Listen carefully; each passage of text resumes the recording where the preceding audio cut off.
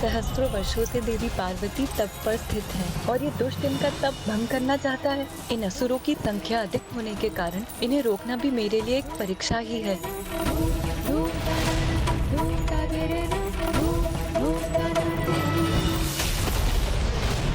वो अकेले नहीं निपटेंगी इन असुरों से। माता सरस्वती के स्वर से मुझे उनके कोप का आभास हो रहा, किंतु माता करने क्या जा रही है?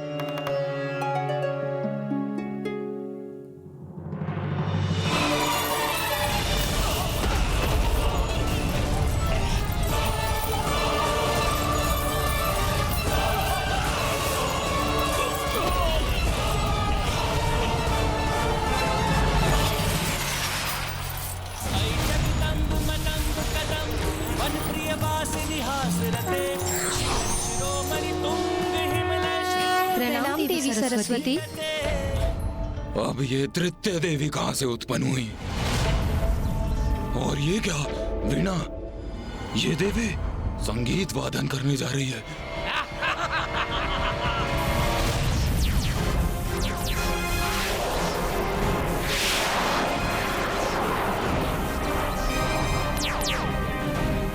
वीणा से उत्पन्न ये स्वर्णिम कीड़े भला हमें क्या क्षति पहुंचा सकते हैं? इन कीड़ों को नष्ट कर दो, आगे बढ़ो और वध कर दो इन देवियों का।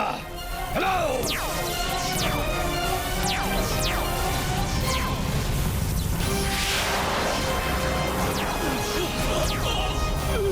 अरे हम तो बंदी बन गए। इन स्वर्णिम कीड़ों ने हमें बंदी बना लिया।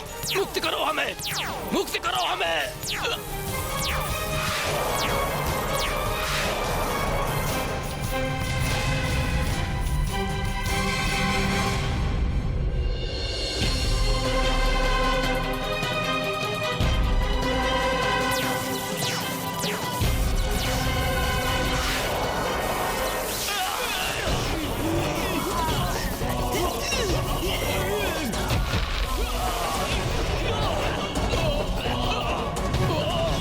संकट टल गया, अन्यथा देवी पार्वती की तपस्या भंग हो सकती थी। इतने विचित्र किंतु इतने प्रभावशाली अस्त्र शस्त्र मैंने पूर्व कभी नहीं देखे। इन देवियों को पराजित करना तो असंभव ही प्रतीत होता है। ऐसा कौन है जो इनका वध करने में सक्षम हो?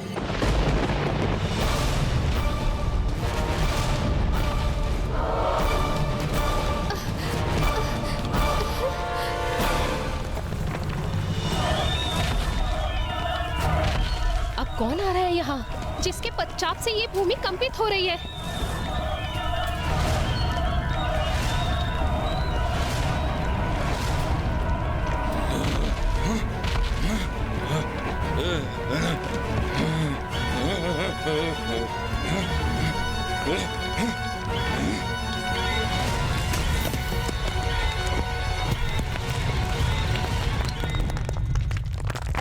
ये क्या?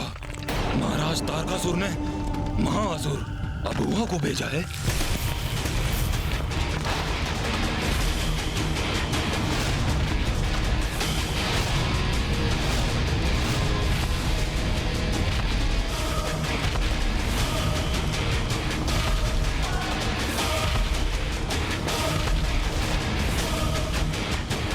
ये तो इस पर्वत की ओर आ रहा है जहां मैं स्थित हूं, और इस पर्वत को पार करके ये देवी आदि शक्ति तक पहुंच सकता है।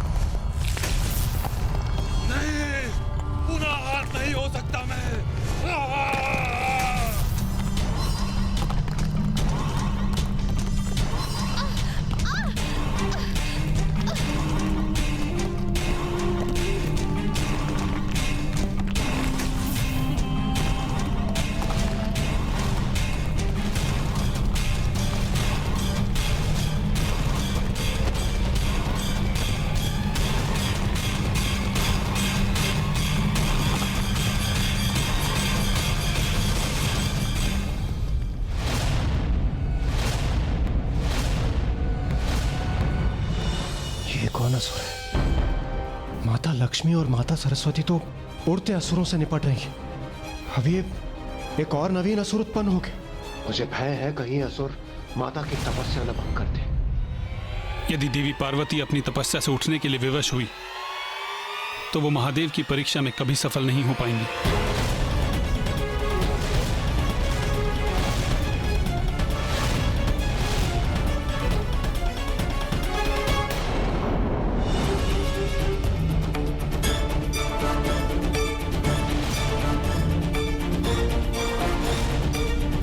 और ये है वो देवी सर्वप्रथम जिसका अंत करना है मुझे।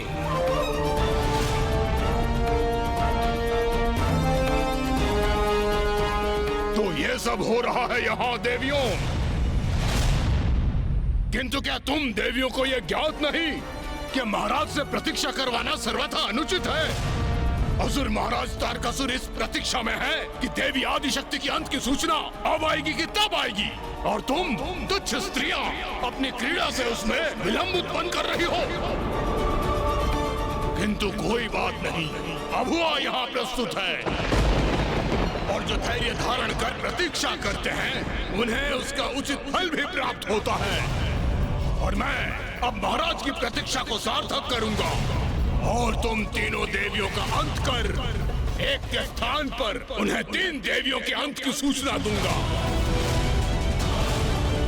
एक अन्य विचार आया है मेरे मन में, क्यों ना मैं इस संपूर्ण सृष्टि का ही विनाश कर दूं? क्योंकि जब सृष्टि ही शेष नहीं रहेगी तो सदा के लिए तुम तीनों देवियों का भी अंत हो जाएगा।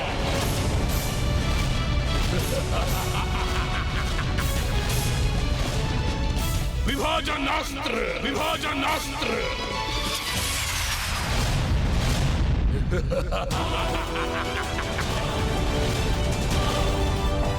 ये कौन सा अस्त्र है ब्रह्मदेव?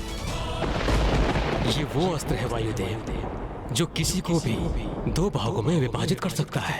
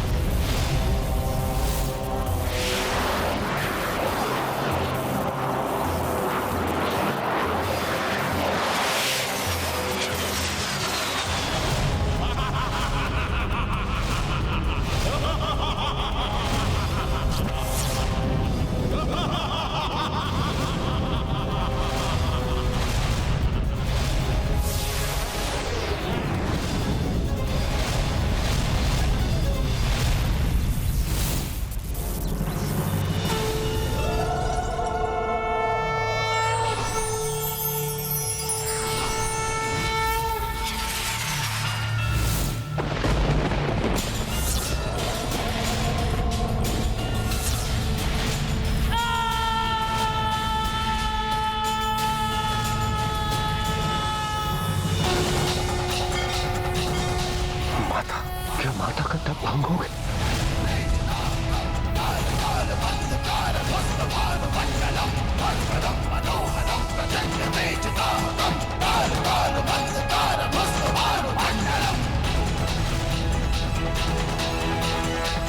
जिसका भय था वही हो, माता की तपस्या भंग हो गई।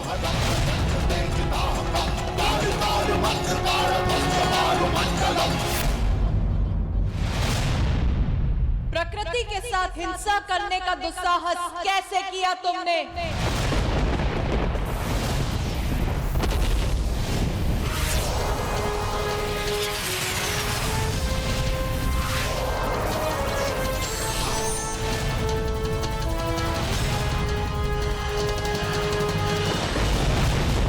प्रकृति के साथ जो रोष उत्पन्न करता है उसका यही यही परिणाम होता है, सर्वनाश।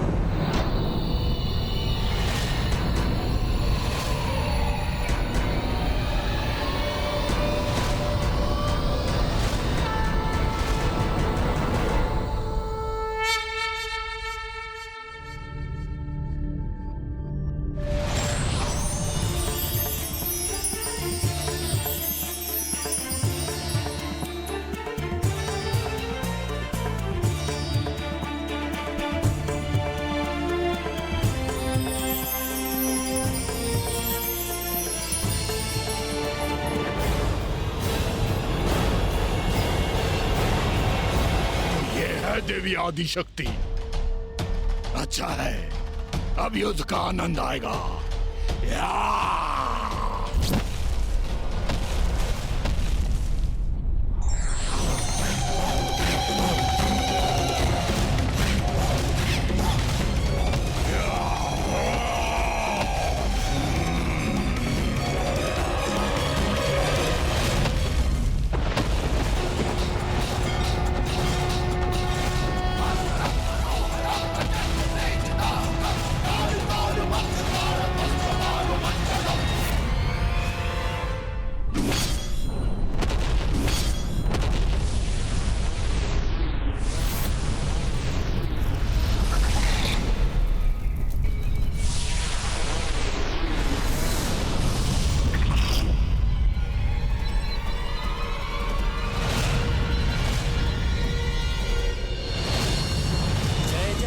महिषासुरमर्दिनि रम्य कपर्दिनि शैलसुते मधु मधुरे मधु कैटभ गंजिनि रासरते। जय जय हे महिषासुरमर्दिनि रम्य कपर्दिनि शैलसुते। जय जय हे महिषासुरमर्दिनि रम्य कपर्दिनि शैलसुते। जय जय हे महिषासुरमर्दिनि रम्य कपर्दिनि शैलसुते। जय जय हे महिषासुरमर्दिनि रम्य कपर्दिनि शैलसुते। माता पार्वती ने असुरों का तो वध कर दिया, किंतु उनकी तपस्या भंग हो गई। माता अपने तप से उठ गई, तो अब वो महादेव को कैसे प्रसन्न कर सकती थी? तो क्या तारकासुर अपने मंतव्य में सफल हुआ?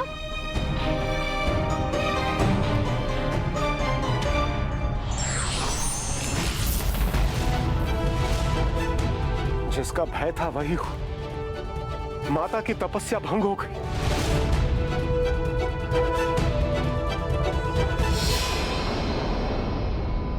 माता तो अपने स्थान से उठी ही नहीं थी।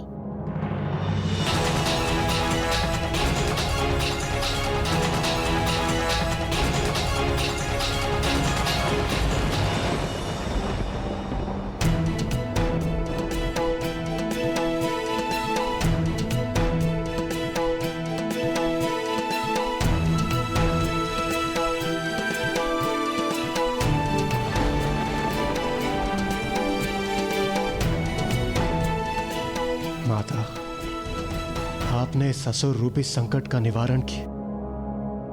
आपको कोटि कोटि धन्यवाद। उचित, बहन पार्वती का तप खंडित नहीं हुआ।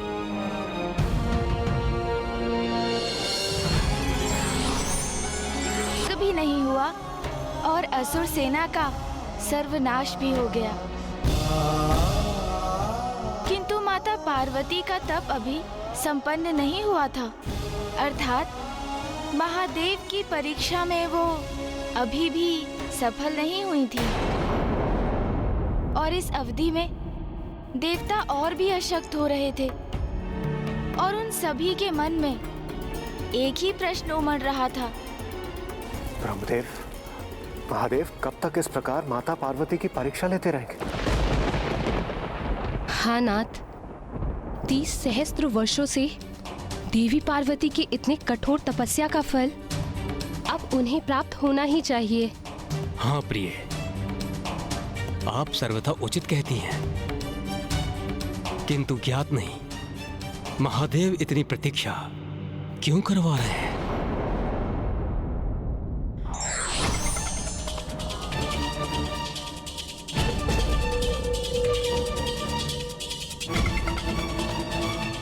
प्रणाम नारायण। देवराजेंद्र, अब और विलंब उचित नहीं। अब समय आ गया है कि आप सभी देवता एकत्रित होकर महादेव के समक्ष प्रस्तुत हों और उनसे विनती करें कि वो देवी पार्वती की परीक्षा संपन्न करें। उचित है नारायण।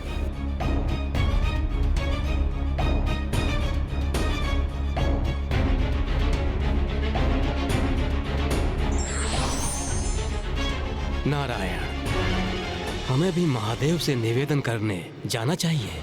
नहीं ब्रह्मदेव, आपको जाना तो है, किंतु महादेव के समक्ष नहीं, अपितु कहीं और एक अत्यंत महत्वपूर्ण कार्य करने। आपको तारकासुर के समक्ष जाना है और उसे कार्य करने के लिए तैयार करना है। तारकासुर? ये आप क्या कह रहे हैं नारायण? मैं जाऊं तारकासुर के निकट? किंतु क्यों? क्यों ब्रह्मदेव? आपने ही उस दुष्ट को वरदान दिया था ना, और आप तो उसके आराध्य हैं। तो आपका सुझाव नहीं स्वीकार करेगा तो भला किसका करेगा? ब्रह्मदेव, एक दीर्घ अवधि से मेरी बहन पार्वती महादेव को प्रसन्न करने के लिए कठोर तपस्या कर रही है, जिससे महादेव प्रसन्न होकर उनसे विवाह करें, जिसके उपरांत उनका पुत्र उत्पन्न हो, जो तारकासुर का अंत करके सृष्टि को इस महासंकट से मुक्त करे। तो आप भी इतना योगदान तो दे ही सकते हैं। अपने या महादेव ने किसी असुर को वरदान दिया है, और जो उससे संकट उत्पन्न हुआ उसका निवारण मैंने अथवा मेरी बहन ने ही किया है। और यह तो सर्वथा स्पष्ट है कि तारकासुर कभी भी अपनी दुष्टता से पीछे नहीं हटेगा। वो महादेव और देवी पार्वती के संयोग की संभावना को मिटाने हेतु वो कोई प्रयास नहीं छोड़ेगा। इसलिए हमें उसके मन को भटकाकर उसकी कुबुद्धि को कहीं और व्यस्त रखना होगा। और ये कार्य आपसे उत्तम कौन कर सकता है?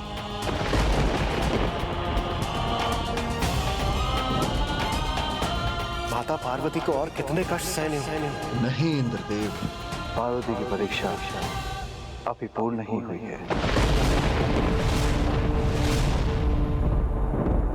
प्रभु, कोई तो राह दिखाई।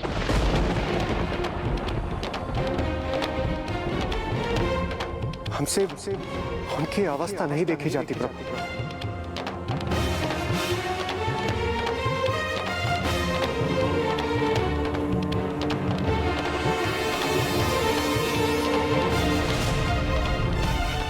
तो अब क्या करने जा रहे थे महादेव? माता पार्वती की एक और परीक्षा। एक और परीक्षा? अपार कष्ट सहकर भी व्यक्ति स्वयं को किसी बड़े उद्देश्य के लिए ही तैयार करता है। अर्थात माता सती ने महादेव को अपार स्नेह दिया, किंतु उनके प्रेम में हठ का भी समावेश था। और माता पार्वती को भी महादेव से प्रेम था, किंतु क्या उनका प्रेम हठ, ईर्ष्या, क्रोध, अहंकार आदि मानवीय संवेदनाओं से ऊपर था?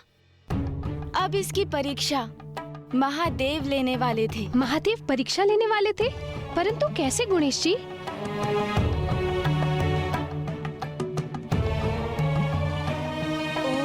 नमः शिवाय, ओम नमः शिवाय, ओम